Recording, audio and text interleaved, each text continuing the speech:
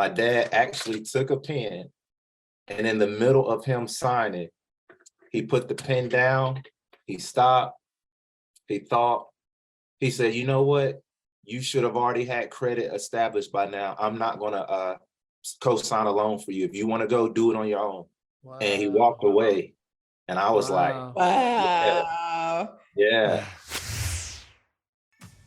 Welcome to the Student Loan Podcast.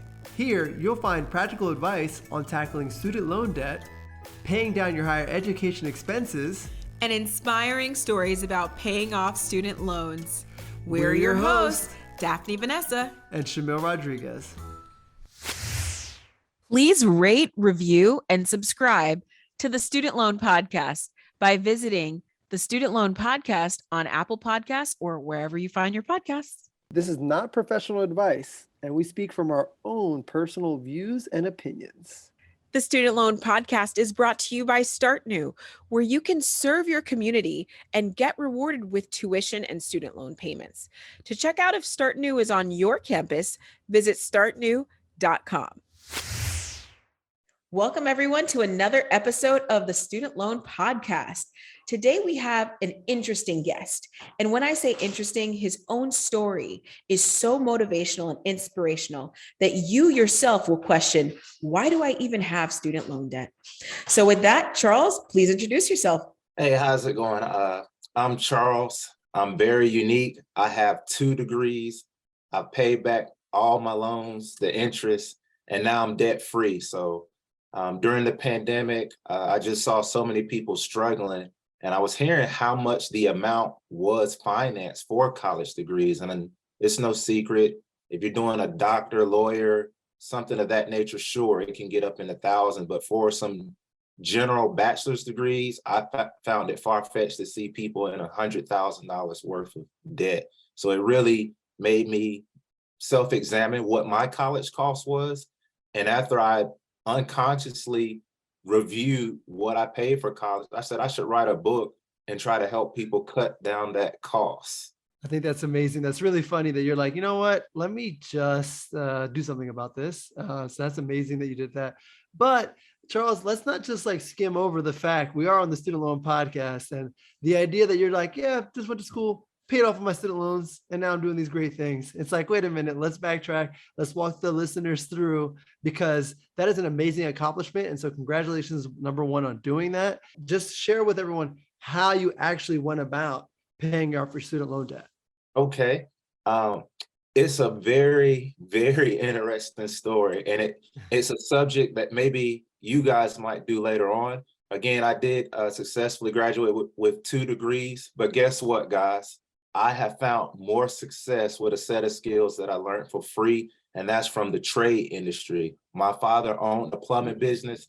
So before college, I learned plumbing from my dad, and I helped him work the plumbing business. So here's the story of how college came into that. I took a year off after high school. After I graduated, I really was not motivated to ever go to a classroom again. I disliked school with a passion. But after a year of just working, helping my dad plumbing business, working various jobs, I said, you know what, there got to be something better in life. So I decided to go to college, and I went ahead and did 2 years at a community college first.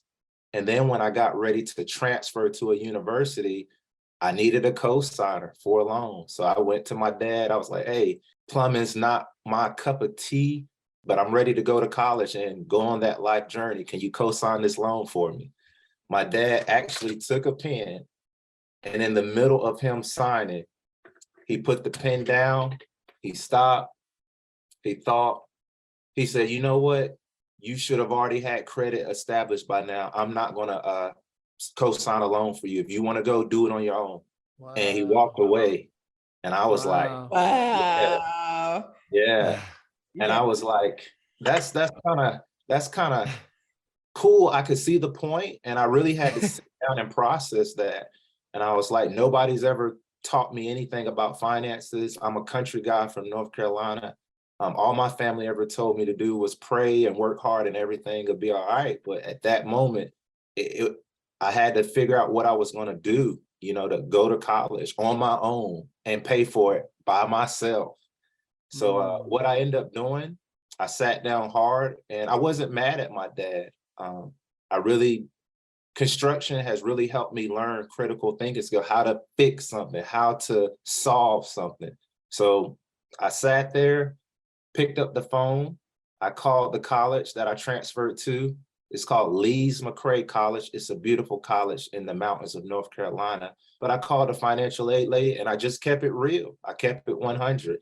I said, look, I love my financial aid package awards and this and that, but I am short. My father is refusing to sign to be a co-signer for this loan. Is there any way that I could take out the loan myself? I know it's going to probably be more interest, but I am so determined to go to college. The lady sat there, she looked, she said, I found a scholarship that your parents don't have to, not a scholarship, a loan. She said, I found a loan for you where your parents don't have to co-sign. And that's what I did. And I got to college all by myself. The flip side of that is Wow. when I turned around this way and I turned around that way, I knew there was nobody else going to help me pay for college. So the fact that I had some work experience working with my dad plumbing business, I learned a secret, and that is how to cut costs and get the things you want. So I really wanted, so I really wanted to go to college so bad. So right off the bat, when I got to college, I was looking for ways to cut costs. And in that process, I saved thousands of dollars. And guess what? My parents nor myself, we didn't save a dime, but yet I got to go to college because I used my mind to cut costs. So I didn't have money, straight up, I didn't. But what I did do was cut my costs. And that's something I don't think people are looking at, because a loan is money just floating around that you do have to pay back. But in my book, what I'm trying to get people to see, that it's not about saving money. It's not about 529, the 529 plan. It's not about a 401k or scholarships and grants. Those things are all good. But after you get your financial aid award package to see how short you are, just try to cut costs. And that's exactly what I did. I cut my costs. And so there's so much to unpack there, but a first question I have for you before we get into the technical is, what are some pitfalls that you've seen people go through, like in college, where, maybe a friend took out more than they needed? Why? What's the psychology behind that? What are people spending money on? I love that question. What is the psychology behind it? I've had this debate with many people, and this might be a harsh answer. When a person is passionate about something, you really can't stop them at all. That's absolutely right. And when it comes to the loans, and maybe this might be an American situation, in America only. We are dreamers, we do think big, but I've been to other countries that use a little bit different approach. They dream, but they stay within their means. And the best example I can give you is when I graduated. I remember talking to one of my friends, and I said, well, how much student debt will you have? He said it took $100,000. And I looked like, what? He said, it don't matter. I'm going to get a job with the FBI, and I'm going to start out making $100,000. And because I worked before I went to college, I know that there's a difference between gross and net. So even if that's true, even if that was true, which it is not, even if he did make 100,000, he's probably going to lose $30,000 to taxes right off the bat. Yep. So 70,000, and then your cost of living. Awesome. So I think what you're saying is true. And I've had this debate. When a person is passionate about something, you're really not going to stop them. So on the flip side, be passionate about how your finances, not only in college, but in your everyday life. If people would get more passionate about finances in general, I think that would be a great help, because you saw my story, you're hearing my story. I knew there was nobody else coming to save me and that I was on my own. So therefore, I stayed within my means. And actually, I cut my college costs by 40%, and I beat the national bachelor's degree average. Amazing. Since we're getting into percentages, I think we're going to have to drill back and just share, what was your makeup? What loan did you take out? What was the interest rate? What was your loan makeup? The loan makeup on that was, and I have it here in my book, I have, for whatever reason, I've always saved my emails, and I've always saved all important paperwork. So some of the loans that I did take out was a direct loan subsidized and direct loan, which is a federal loan. Those are the two loans that I'm seeing now on it. Far as the interest rates, it started out very low, probably like 6%. And later on in life, I started studying finances. So what I did, I consolidated all my loans into under one loan servicer provider, and it really cut the costs as well. Did you consolidate because of the lower cost savings, Yep. and then, or because of higher, excuse me, opposite, higher cost savings, but then also because it was easier to just manage instead of having to worry about 4 or 5 different loan companies you got to pay at different periods of time? You've just got one loan that you're going to be dealing with. Was that a part of it? Oh yeah, and the lower interest rate overall. Again, if a person is thinking about cutting costs, if you, let's say one loan is, I hope it's not this case, but maybe 10% interest, and then you have another loan that's 15% of interest. But if you could consolidate both of those loans together under a loan service provider that's maybe 6%, that is the route to go, because when you're making these payments, you always want more to go to the principal than the interest. Absolutely. Now I have another question that came into mind when you were first telling your story about how you cut costs. So one, I want to discuss about how you cut your costs by 40%. But it's not always just about cutting costs. And I'm saying that for the general audience, right? Because that is probably the biggest issue that a lot of people will face when they get $10,000, $20,000 in their hand in the form of a check of an overpayment from their student loan. What about what income that you had that actually provided for you while you were in school? Because you didn't have anybody coming from your left or your right to come and Nope. save you. So how did you figure out and manage that process? Because I think a lot of people that we've spoken to that seek help can feel overwhelmed with trying to figure out, I got to pay for school, I got to do well in school, and I got to cut costs at the same time. Happy you asked that question, because this is a new perspective that I could offer. Again, I learned plumbing from my father, which is a trade. And in the trade industry, you're going to learn a lifetime earning skill. So while I was in college, I networked. So here's the interesting thing about, I don't like the word hustle, but what I did to make it. Number one, federal work study. And this was interesting. I graduated in college in 2010, but I can say this. When I was in college doing my work study jobs, a lot of other students looked at me like I was crazy. Like they had so much pride that they couldn't work. Because I had a construction background, the lady that did the federal work study jobs for me, she gave me maintenance. So I worked with my college campus maintenance. And it was fun because I already knew how to use a weed eater. I already knew how to work on pipes and plumbing. So I actually weed eated the campus, and students would see me doing that and laughing at me. But what they didn't know, at the end of the semester, once the money was worked off of what I owed to the college, sometimes I got $500 checks, and that was my money to go back home during Christmas. So if you got pride, it's not going to work out for you. You're going to have to understand you have to work. You're just not going to get a degree. You're going to have to use your hands and feet. So that was one way. Federal work study, do it. If you don't have any work skills, I had skills before college, and it will pay off. I don't make promises, but it is a truth. If you have any type of skill, bring that to college. You're going to network with so many people. So federal work study. And again, if you don't have a skill, you'll be in a position to learn a new one. Once the maintenance department was done, my next work study was working with the IT department.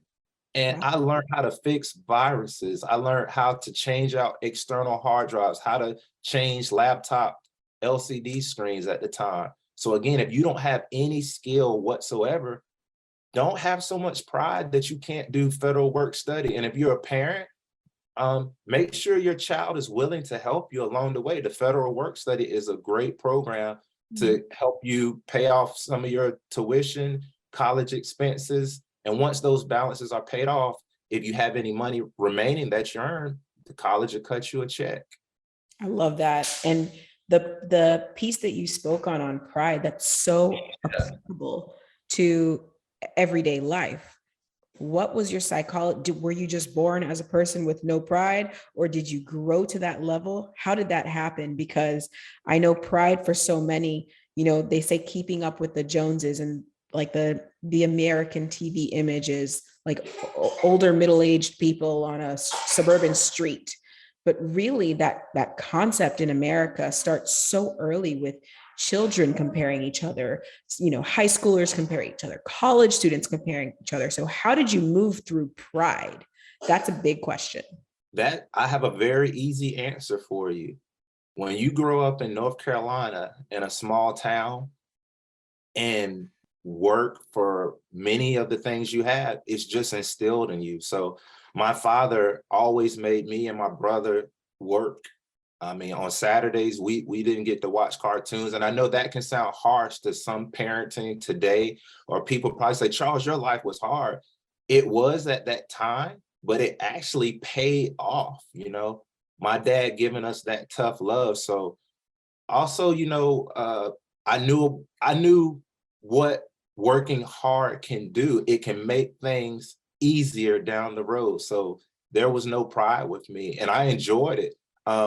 The college I went to is called Lees McRae College. And again, it's in the Blue Ridge Mountains of North Carolina, very beautiful campus. It snowed a lot.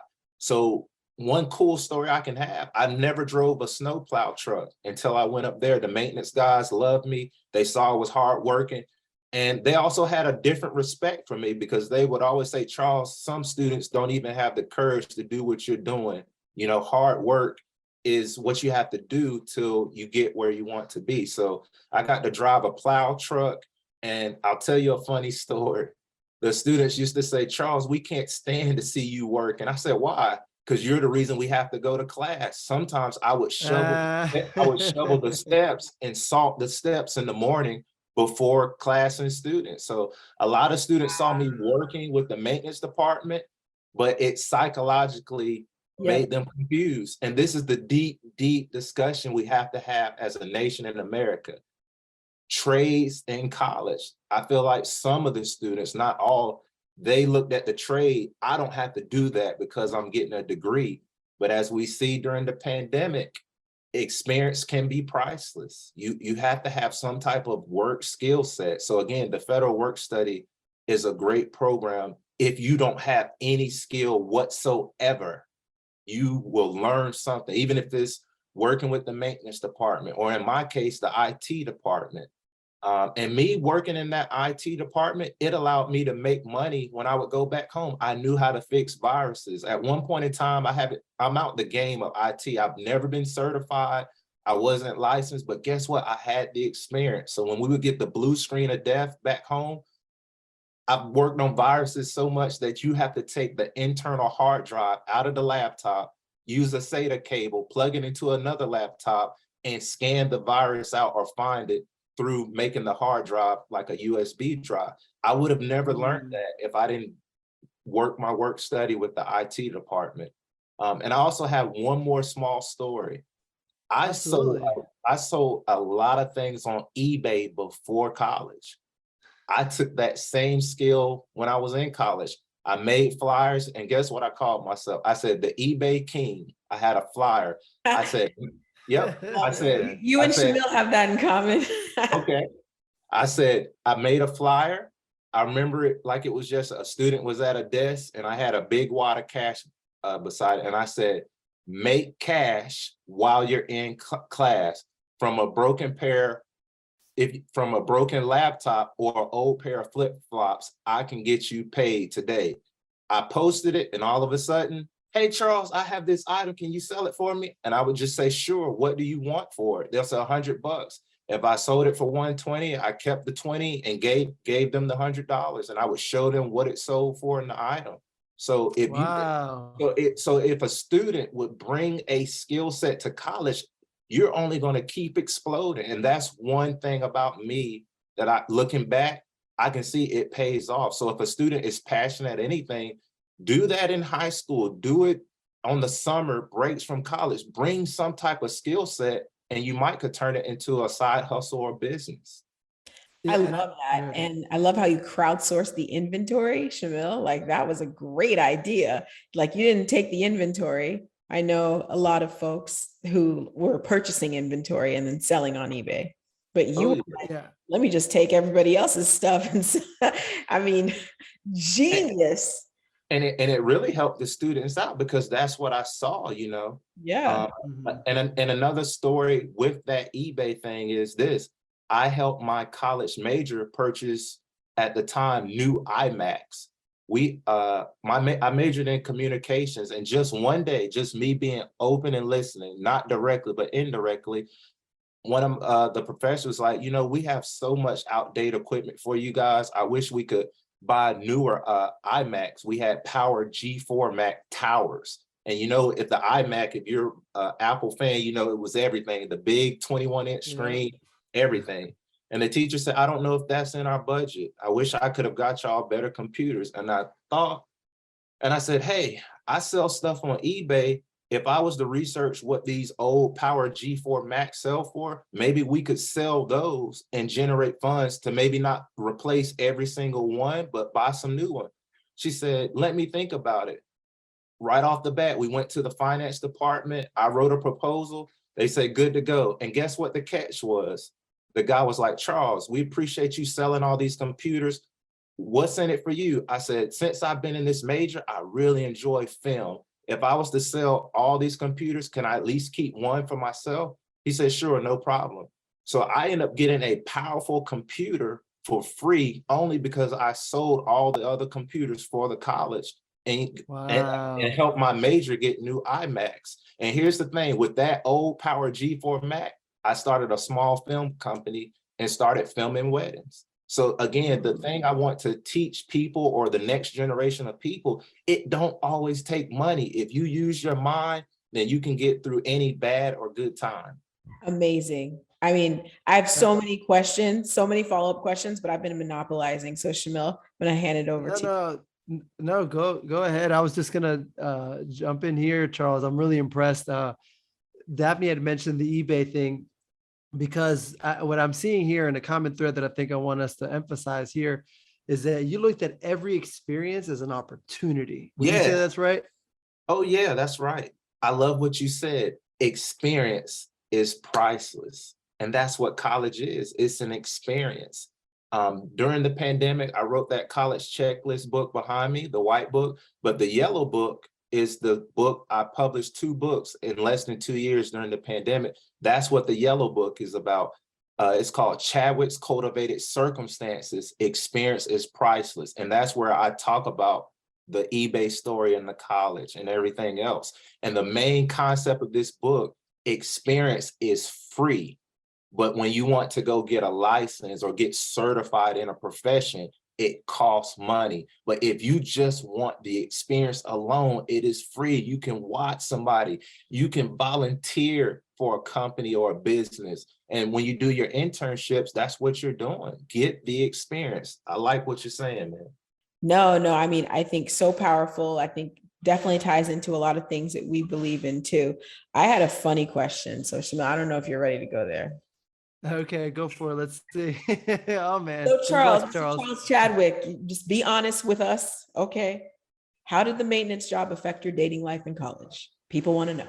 To be honest, I was more shy in college, believe it or not. So I went on maybe one date with one person, but other than that, you might think I'm crazy, but I knew that I wanted to cut my costs. So a lot of my college days was working and creating ideas. It really wasn't even on my mind, to be honest. I went on one date. I made friends, but if anybody knew me at Leeds McCray, they'll say Charles was always working. And Yeah. a cool story, the only reason I went to college and transferred after the community college, because I love basketball. I played in high school. I wasn't good, but I was like Dennis Rodman. I did the work nobody wanted to do. So I had a college basketball tryout with this college. And Oh, nice. I went, I didn't make it, but I got to be the basketball video guy. And Yeah. I hung out with a lot of the basketball players. So when they saw my swagger, they say, you know what, there's something different about you. It's like you're our uncle. We're going to call you Uncle Charles. So that was my nickname with the basketball team when I was in Uncle Charles. So when you asked me that question, Yeah. I guess it boils back down to what we said earlier. When a person is passionate about something, you can't stop them. And I knew that I wanted the degree. I want to control my destiny, per se, on finances. So that's what I was always doing. When you get experience, your mind's going to grow. It's going to explode. I was just looking for anything I could get, anything that could help me along my life journey. So when it comes to experience, I'm open to every opportunity there was. Except dating. And I think you Just kidding. I'm bringing the comedy, guys. I'm bringing the comedy. No, I wanted you to emphasize that, Charles, because the idea is that it wasn't just that you saw experience, but that the idea that you were open to it, right? You were open to that concept, right? It doesn't happen by mistake, but it is an easy shift to make in the way that you look at things. So I want anybody who's listening out there right now to really mark that down, write it down if you're not driving, really emphasize the idea that keeping an open mind and looking for those experiences that you can turn into something that can help you pay down one of your bills, or just have extra money in your pocket, or just have a skill to have an extra skill. Yes. I think it's something that is important. What do you think, Charles? Facts. Your last statement is facts. Yeah. Because, and also too, we're seeing it now. People have degrees, even me. I'm using it now, just to put it out there. It's not important, but my first degree was associates in electronic servicing. So I got the best fundamentals there was, diodes, processing chips, resistor capacitors, how to fix circuit board. Versus today's generation, the best example I could think of is now, we all have an iPhone. But I know and learned the concept, if this phone was to break, and as we see during the pandemic, supply and demand, let's say for some reason, Apple can't make the chips anymore. I believe that with what I learned, I can go on eBay, buy an old phone, unsolder some of the parts and put it on this part machine. But I feel like with today's generation, it's just the solution is go buy a new phone. But there may come a day where you can't buy it. So you have to have the knowledge and the experience on how to fix it. I love the solution-oriented mindset. And that's basically what it seems like you've carried throughout your whole life. Like that's what got you to where you are today. Super successful, paid off student loan debt. I know we went into the specifics of what your debt was, but can you give us a timeline on paying it back? How long it took? You consolidated, but what was your approach? And then going back on consolidation, did you ever think like, I'm giving up these government programs to consolidate? Was that ever a thought in your mind, or were you just like lower interest rate sold? I was just lower interest rate. And it's only, I don't think a person can understand interest rate until they understand finances. And the book that changed my life, of course, he's known all around the world, was Robert Kiyosaki. When I start reading books and understand what interest is, I'm like, it would totally make sense to go ahead and consolidate all of my loans. And I'm not going to lie to you, looking back, those loan servicers were changing. Like the original loan company that I took, I think my loan might have changed at least 3 different times. And I would get the letter in the mail, and because I was on top of my finances, I called them up and said, this better not be a scam. How many payments have I made? You're a new company. I want, for the record, send me in writing, what's my balance, So I was on it. I was on it when it comes to those payments. And a lot of times, maybe y'all can educate me, But if I'm not mistaken, when you make your student loan payments on time, it doesn't really help your credit. But if you miss them and you fall into, backed up on your payments and stuff, it affects your credit in a negative way. So with me, how I did my approach, I just always stayed on top of it. And most loan service provider website have a calculator. You can see what happened. And sometimes when I got my income tax back from working, if I drop $1,000 on this loan, it's going to cut the interest down to this. So if you don't understand finances, just look at interest like this and think how you can continue to chop that interest down. And if you get the interest down, then the more payments you make go more to the principal, and then the loan go away. Yeah. And I'll just add our tip that we've given out to folks too, which is that when you're making out payments on your student loans, make the minimum payment, and any extra balance, make a separate payment, and then in writing say, I want this applied towards the principal, because you have a choice, ladies and gentlemen, and days. You can tell them this is going towards principal, but it has to be in writing by law. So you want to send them an email. I mean, I used to send email, fax. I called just to let them know that I'm sending them multiple channels of communication, but I sent them all the channels. But that's awesome. And I can contest to that. When I did have a mortgage, I once owned a house and I sold it for profit. But you're right. You do have to tell them that in writing, because they know they'll let that payment just sit on the whatever digital world or whatever before they apply it. So that's real. Or they'll just put it towards half interest, half rent, or they'll do like whatever sliding scale they have in your agreement. So that's the default. The default is their sliding scale. So you have to affirmatively tell them that you want it to go towards principal. Anything more than the minimum payment. Obviously the minimum payment, they do what they want with it. But anything more, that's why if you're still paying off debt, 2 separate payments, the minimum payment and then a separate everything else payment, where you specifically tell them this is going towards principal. That's it. Yeah, because it is a game that they're there to make money. And I know, and this is the interesting thing too, the way I think about it, a car loan, house loan.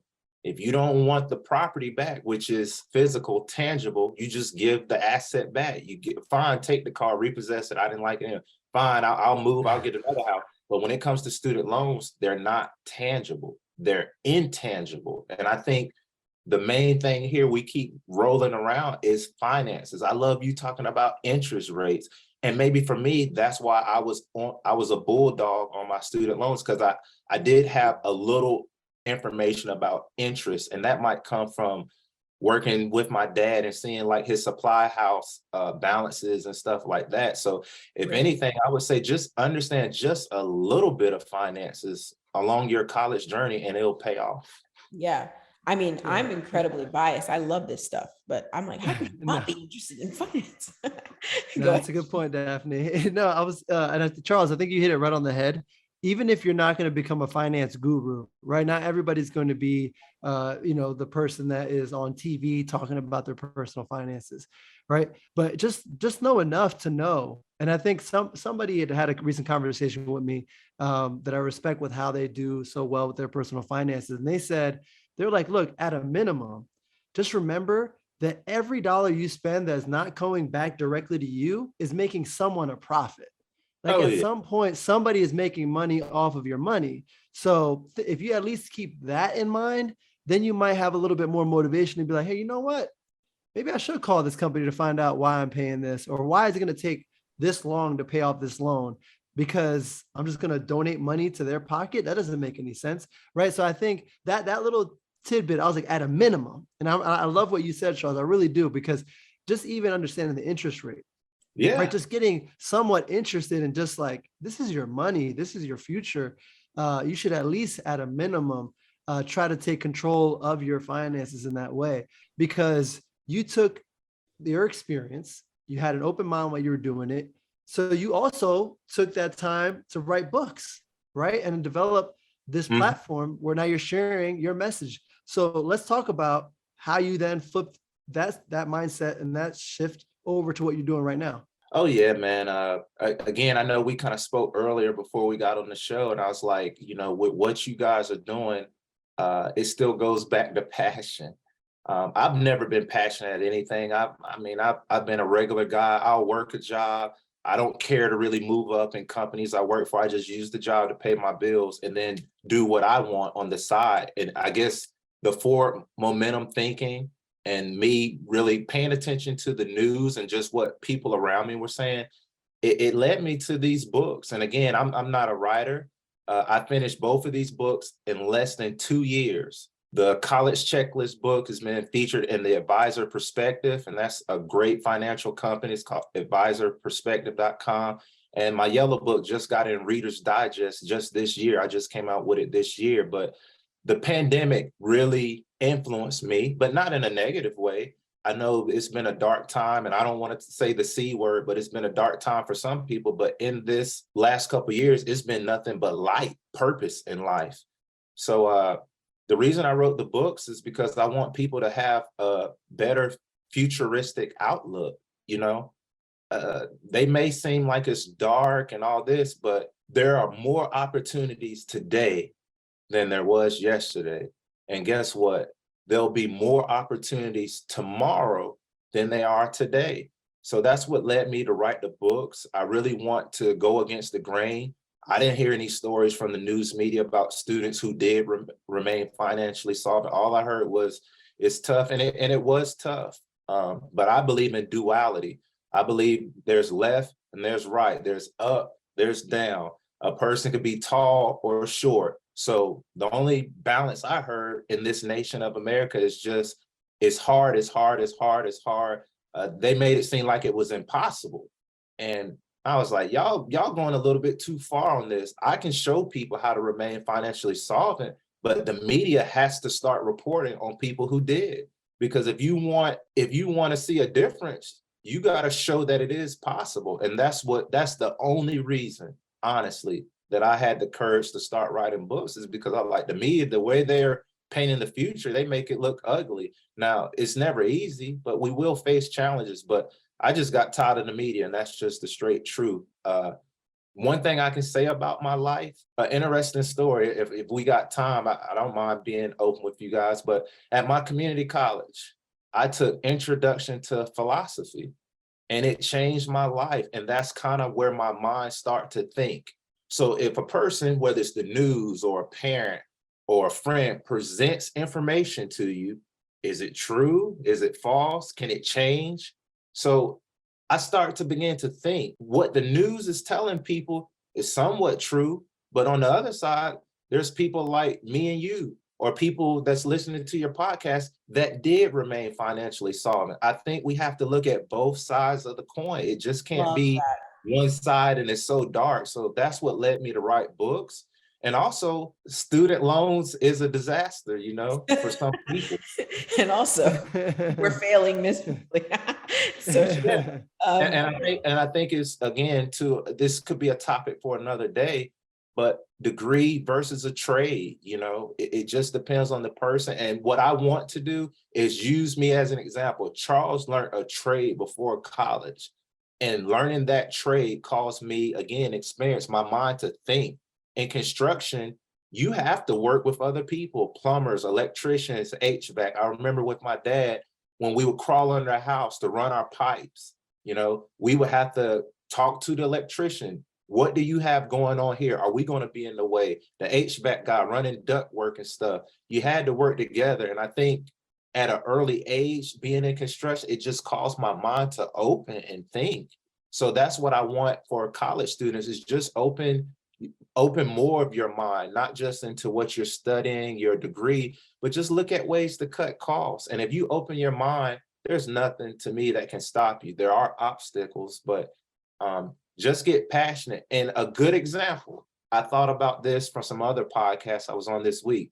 Look at me. I have a degree.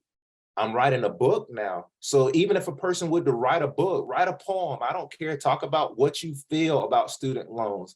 Write a book. Tell a poem about it. And I feel that's how we're going to grow as a nation, by people sharing more of these stories. Completely agree. And love what you said about the dichotomy of you can be going through something bad and still get through it. It doesn't mean you're always going to be there. So if you are sitting in massive amounts of student loan debt, if you're sitting in any sort of financial struggle or personal struggle, there is another side, there's another way. And I appreciate you saying that, because it's easy to fall, and we've all done it. I know I have. It's easy to sit in your victim mentality and just complain. Oh, this needs to change. Do this. Government, please help me. But at the end of the day, you can rise above it. And after, when you've accomplished that, you are so much stronger. And when you're going through it, when people say things like that, you roll your eyes, because you're like, you don't know what I'm going through right now. And like, please be quiet about the other side. I don't know what that looks like. But if you stick to it, and if faith is what your anchor is, the universe, meditation, whatever your anchor is spiritually, that can help you get to that next step, is what will, when you see through it, you grow through it. And I can't wait to see more and more people who read books like Charles, like your college checklist, like your circumstances book, so that they know how to get to the other side. Right? Because when you're at the other side, the next time there's a challenge, you're like, joke. So we just want to make sure that when you're listening to the media, or even people, right? Even people just saying like, Energy. oh, I'm always going to be in student loan debt. I have 6-figure student loan debt. It's never going away. Remove yourself from that. Because if you don't want to be that person, just cut them. Like, I'm not saying don't be their friend anymore, but I am saying try to spend less time with complainers, because those aren't going to be the people to bring you to the other side. And I say that as a person myself who was a complainer, and Shamil can tell you, but I was the number one complainer. I was the number one snowflake millennial complainer. I'm going to keep myself on mute. I own it because I know I was that person. I know I used to complain about the smallest little things because my life was so easy. I didn't know what life was like, journeying through life, through struggle, for example. And so the biggest thing that I've learned is there is so much reward in the struggle. And Eric Thomas, one of my favorite motivational speakers. Oh, yeah. You know him? Yeah, Yes, E.T. E.T. If you're listening to this, shout out. I love his story, right? Because he's like, I was literally homeless. I was homeless. I ate out of trash cans. I slept in the back of garages. And he not only got through it, but he got through it, got himself an education. He has a PhD now, is a huge motivational speaker, hugely financially successful as well, but more importantly, impacting thousands, not even thousands, honestly, at this point, millions of people. Right? And so look at the reward that came from being homeless for Eric Thomas, Dr. Eric Thomas, we should say.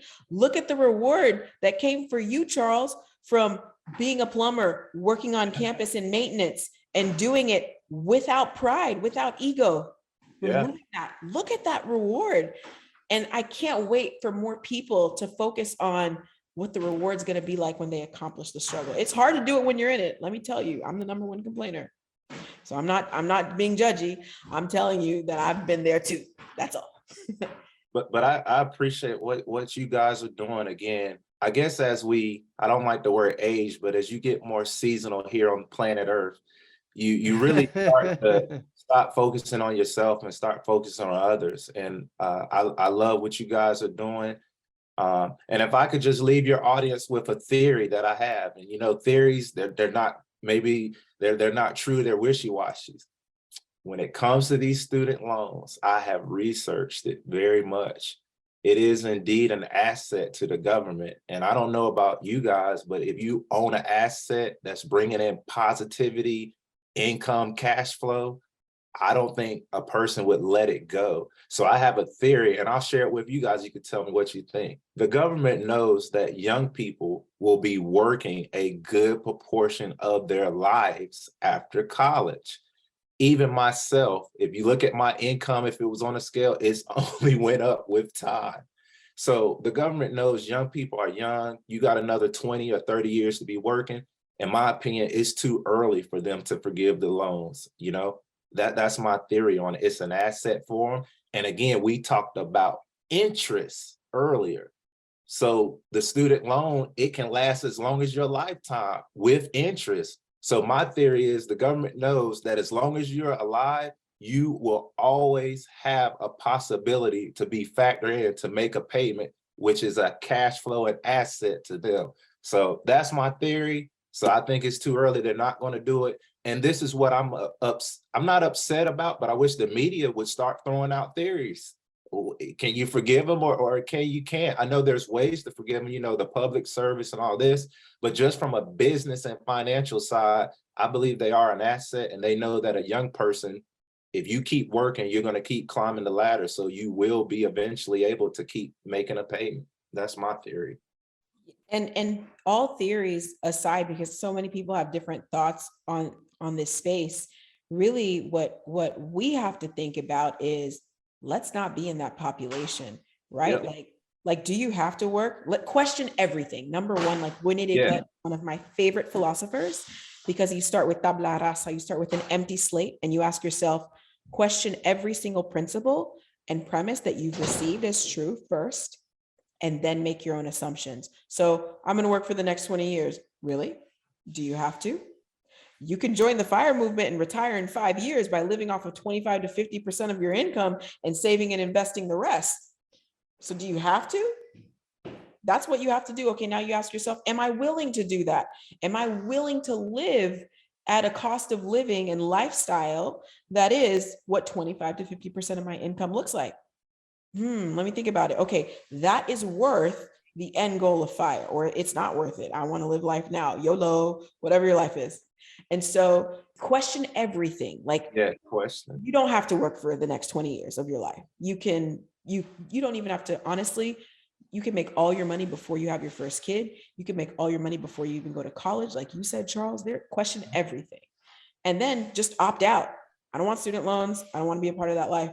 I think that's the solution, instead of whatever the government's going to do, they're going to do. And we have very little control over it. Not that I'm saying to ignore them, but I'm saying you have a lot more control in what you do.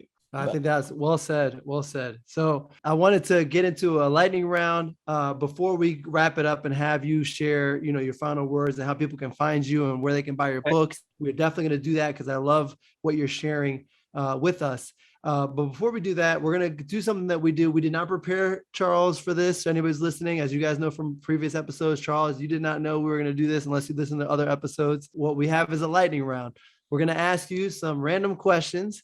You have to answer and pick one or the other. Daphne, do you want to start off with a couple of questions first, or do you want me to kick it off? Yellow or blue? Yellow. Writing or reading? Both. Got to pick one.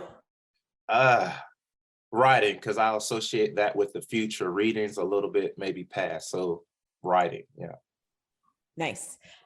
Stafford loan or consolidation? Whichever ones have the cheapest interest rate. But I would say, good one. I would say Stafford loan is still kind of tied to the, some low interest rates. But consolidation, if you got too much interest rates. There you go. And to take it old school, Facebook or Twitter? Facebook, I would say, is old school now. Oh, so sad. I remember when they were, oh my gosh, now I'm not gonna say it. Oh man. Facebook or TikTok? Oof, with my age, Facebook. We're hanging up now. This podcast is over, ladies and gentlemen. I no longer feel any sort of connection with Charles. Thank you. Kidding. That was thank you, Charles. So Charles, how can people get in touch with you? And how can they purchase your books? Okay, this is very easy. I think people are gonna love my following. Follow me Facebook or Instagram at Reduce College Debt. It's simple. Follow me at Reduce College Debt. And if you want to buy my books, just go to my website, Chadwick's College Checklist. Chadwick's Experience is behind me in this video call, but this is audio. You're just going to go to Chadwick's Experience, and that's CHADWICKS, and then experience with an S, chadwicksexperience.com. And it has a lot more stuff on it. I give free tips from the books. and all the book links on Amazon are right there, reviews. I also try to do cash prizes. If you go to my Facebook or Instagram and buy the paperback, if you tag me with the book in your hand, I give $100 monthly giveaway for that. Just if you want to use it for college application, college expenses, whatever. I'm just trying to promote and do anything I can to help people understand you can go to college. You just have to cut your costs. Love that. Love that. And what's so cool about your books is the fact that you have evidence, right? You come Oh with, yeah, yes. you come with like, here's Yeah. a screenshot. This is the exact paper that I use. Like, I love that aspect of your book. Oh yeah, and on the website you can see other feature articles. Like I said, I've been in the Reader's Digest, Advisor Perspective, some other podcasts, and we're just having a great discussion. And if it's okay, I know we're running out of time, but I want to show you how dedicated I've been to student loans. I made a quick, like 40-second music video that will explain it to the next generation. Am I allowed to Nice. Here we go. It's short. Chadwick's college checklist. Hey, don't delay. I need you to come and check this. Bringing some powerful insight. I'm talking about knowledge. You don't have to go broke while you paying for college. 6 months after you graduate, student loans don't wait. Accruing the interest, checking new balance rates. You don't want to feel stressed out and lost because you didn't plan out the financial cost. Here to help you strategize. We will show you. Doesn't matter if a new student, young or older. If you want a stress-free life after college, come look. How to cut costs. You should come and get the book. Limit your debt and cut the college costs. It's time to manage and live like a boss. Don't hesitate if you're interested. Get the book now. Chadwick's College Checklist. Hey, available on Amazon now. I love that. Oh, Yeah, that's how dedicated I was, to be honest, because I really, really want to get this out here. I love it. I mean, That was good. now I want to freestyle. And No, But just look absolutely at not. But just look at the creativity. That's how passionate I am to Love want people to know that you can cut your costs. And I know we're getting to the end. This was such a good conversation with you guys, but I have another statement. This is how I feel. Just because somebody sticks a sheet of paper in front of you with a number on it, a bachelor's degree is going to cost you $40,000 at this university. It doesn't mean you have to pay the $40,000. Look at ways to cut costs. That's the thing. Just because somebody put a number on a piece of paper does not mean you have to pay that amount. Just cut costs. completely agree. Thank you so much, Mr. Charles Chadwick. We've enjoyed having you. Ladies and gentlemen, theys and zays, you can find Charles Chadwick at chadwickexperiences.com, at Reduce College Debt on Instagram and Facebook, and check out his books, Chadwick's College Checklist and Chadwick's Circumstances. Get all of that and connect with Chadwick, Mr. Chadwick, I should say. Charles, like, honestly, you've been such a great guest. The rawness, the realness, we connected. I know everybody else connected. I can't wait to have you back on again. You're speaking the truth, and we're so happy to help spread the message. I'm really happy for you guys' platform, because honestly, if something like this existed when I was in college, I don't know how further I could have went. That's what I like. So for the next generation, the future is bright. You just gotta open up your mind and don't always follow the media. You, like as you said, that you choose your own destiny. If you want to go to college, go and pay what you want to pay. You don't have to pay what everybody else paid to go. Yes. Well said, Love it. Well said. Thank you so much, Charles, for joining us today. For more information on today's episode, visit the studentloanpodcast.com/episode 69. That's the studentloanpodcast.com/episode 69.